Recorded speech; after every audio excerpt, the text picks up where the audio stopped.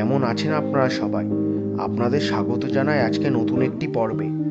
আজকে আমরা পরিভ্রমণ সম্পূর্ণ করে বাড়ির দিকে রওনা দিলাম। বাড়ি যাওয়ার আগে আমরা ভুবনেশ্বরে অবস্থিত আমাদের অন্তিম দর্শনীয় স্থান লিঙ্গরাজ মন্দির দর্শন করব। ধবলগিরি দর্শন করে রওনা দিলাম লিঙ্গরাজ মন্দিরের দিকে।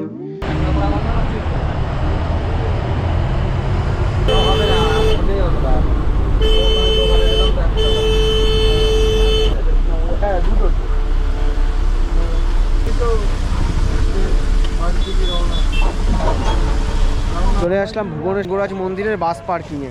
তো পেছনে এইটা হলো পুরো ভুবনেশ্বর লিঙ্গরাজ মন্দিরের বাস পার্কিং। এখানে অনেক বাস দাঁড়িয়ে আছে এবং এখন প্রায় সন্ধ্যা হতে চললো। তো আমরা এখন লিঙ্গরাজ মন্দিরের দিকে যাওয়ার জন্য রওনা দিয়েছি। তো দূরে দেখা যাচ্ছে লিঙ্গরাজ মন্দিরের চূড়া। পায়ে হেঁটে মন্দির প্রাঙ্গণের দিকে এগিয়ে চললাম। কিভাবে এখানে আসবেন? এখানে আসতে হলে আপনাদের প্রথমে আসতে হবে ভুবনেশ্বর রেল স্টেশনে অথবা ভুবনেশ্বর বিজু পট্টনায়ক এয়ারপোর্টে। তারপর সেখান থেকে সরাসরি এখানে চলে আসতে পারবেন। চলে আসলাম ভুবনেশ্বর লিঙ্গরাজ মন্দিরের একদম সামনে। আমার সামনেই হলো সেই লিঙ্গরাজ মন্দির। তো এখানে ক্যামেরা এবং মোবাইল ফোন যা যা আছে সমস্ত কিছু জমা রেখে তারপর ভেতরে প্রবেশ করতে হবে। মন্দির প্রাঙ্গণে ক্যামেরা মোবাইলের অনুমতি থাকলেও মন্দিরের ভেতরে এগুলি কঠোরভাবে নিষিদ্ধ।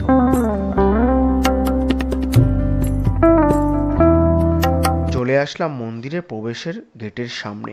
এখান থেকে ভেতরে প্রবেশ করতে হবে। তো ওই দূরে আঙুলের সঙ্গে যে চূড়া দেখতে পাচ্ছেন, লিঙ্গরাজ মন্দিরের এরিয়া পুরো এইভাবে নিয়ে প্রায় অনেকটা এরিয়া নিয়েই ভুবনেশ্বরের এই লিঙ্গরাজ মন্দির আছে। এর টোটাল শিবলিঙ্গের সংখ্যা 108টি। মন্দির প্রাঙ্গণে রয়েছে পবিত্র একটি সরোবর। সন্ধ্যা এখন বেজে গেছে রাত 6:57। আমরা ভুবনেশ্বর লিঙ্গরাজ মন্দির দেখে চলে আসলাম এখন পার্কিংয়ের সামনে। তো এখনই আমাদের গাড়ি এখান থেকে ছাড়া হবে। তো এখান থেকে আমরা গাড়ি ছেড়ে সোজা একদম বেরিয়ে যাব। রাস্তায় একটা জায়গায় দাঁড়িয়ে আবার রান্না হবে রাত্রেবেলার। তো আপনারা ভিডিওর সাথেই থাকুন। তো আমাদের গাড়ি স্টার্ট দিয়ে দিয়েছে বাড়ি যাওয়ার উদ্দেশ্যে। বেরিয়ে পড়লাম বাড়ির দিকে। এখান থেকে প্রায় 600 কিলোমিটার দূরত্ব অতিক্রম করে আমাদের বাড়ি পৌঁছাতে হবে। আমরা এখন ভুবনেশ্বর শহরের ওপর দিয়ে চলতে লাগলাম। ভিড়ভ্রান্ত রাস্তা পেরিয়ে সোজা চলে আসলাম ন্যাশনাল হাইওয়েতে।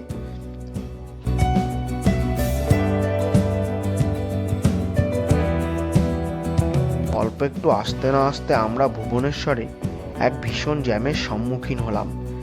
জ্যাম ঠেলে একটু একটু করে সামনের দিকে এগিয়ে চললাম।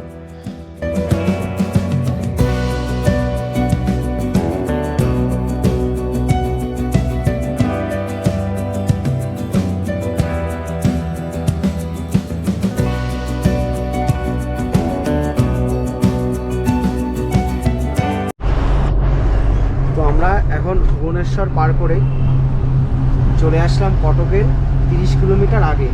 এখান থেকে 30 কিলোমিটার দূরে গেলে উড়িষ্যার এক সময়কার রাজধানী ছিল কটক এবং নেতাজি সুভাষচন্দ্র বসুর জন্মস্থান। আমরা কটকের দিকে এগিয়ে যেতে লাগলাম।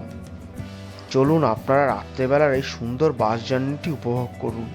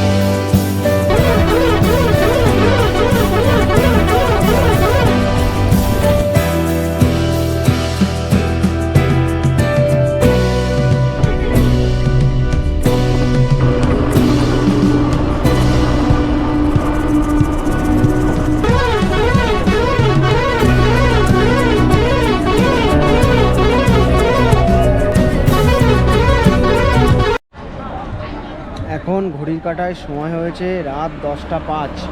উড়িষ্যার ভুবনেশ্বর কটক পার করে প্রায় 250 কিলোমিটার দূরে পানিকোঠি নামক একটি জায়গাতে 6:30টার সময় লিঙ্গরাজ মন্দির থেকে গাড়ি ছেড়ে প্রায় 3 ঘন্টার বাস জার্নি করে এখন চলে এসেছি এই স্থানে। এখানে আমাদের রাত্রেবেলার খাওয়া দাওয়া হবে। তো পেছনে দেখতে পাচ্ছেন হোটেল, ওই হোটেলে ওখানে আমাদের আজকে রাত্রে রান্না চলছে। এখানে অনেকগুলো বাস দাঁড়িয়ে আছে, 1, 2, 3, 4 অনেক বাস, এবং পেছন থেকে ন্যাশনাল হাইওয়ে বেরিয়ে গেছে।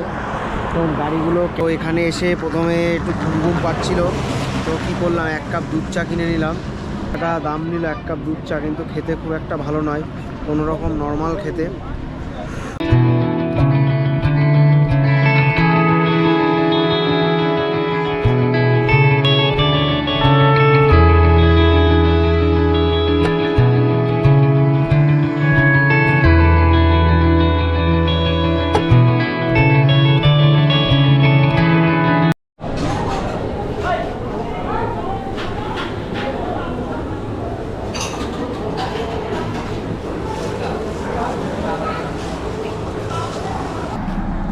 এখন সময় হয়েছে রাত 11:42। আমাদের ওখানে রান্না চলছে, তো আমরা ভাবলাম রান্না হতে হতে হাই রোড থেকে একটু ঘুরে নিই। তো এই পাশের থেকে হাই রোড বেরিয়ে গেছে, এবং এটা হলো সার্ভিস রোড। দেখুন রাত্রেবেলাকার দৃশ্য, এরকম রাত্রেবেলা এত সুন্দর রাস্তা দিয়ে যে হাঁটবো সেটা কখনোই ভাবতে পারিনি।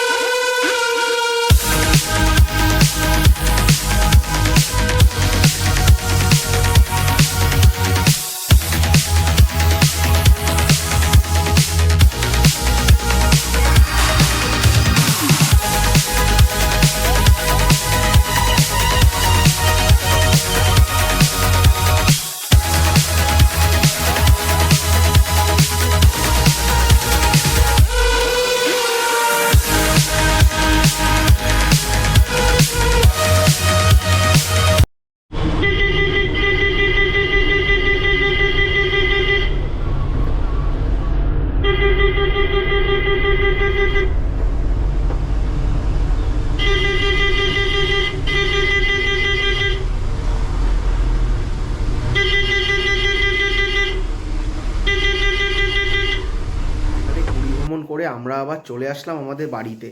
আমাদের এই ট্যুরটি ছিল টোটাল 6 দিনের। আমরা এই 6 দিন পুরীতে ঘুরতে গিয়ে খুব এনজয় করেছি, এবং আজকে মোটামুটি আমরা দুপুর 2টোর মধ্যে বাড়িতে পৌঁছে গেছি। তো আজকের মতো ভিডিওটি এখানেই শেষ করছি। ভিডিওটি ভালো লাগলে চ্যানেলটি সাবস্ক্রাইব করে আমাদের পাশে থাকবেন, এবং আগামী পর্বে মানে আবার নতুন জায়গার ভিডিও নিয়ে, আবার নতুন স্থানের ভিডিও নিয়ে খুব তাড়াতাড়ি আপনাদের সামনে আসছি। তো আপনারা সবাই ভালো থাকবেন, সুস্থ থাকবেন।